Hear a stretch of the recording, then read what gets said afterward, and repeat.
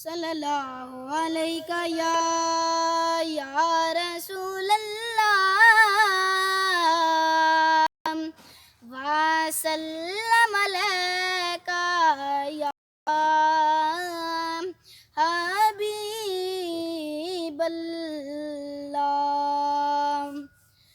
ना मुख ते परदा पामाही अखियां नू ज़ियारत होवण दे असी कारी तेरी सूरत दे मन मिन्नत तलावत होवण दे।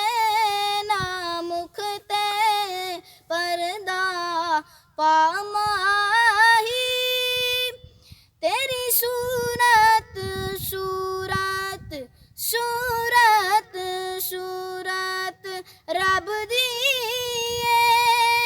सानू बहुत प्यारी लगदी है। तेरी सूरत सूरत रब दी सानू बहुत प्यारी लगदी है। हटी रहन दे चिलमन चेहरे को अखियां ते इनायत होवण दे।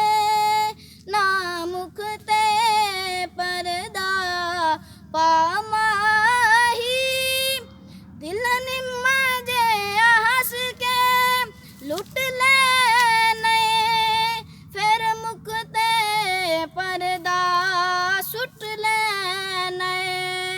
ए परदा शिकायत अखियां दी अज दूर शिकायत होवण दे असी कारी तेरी सूरत दे मन मिन्नत तलावत होवण दे।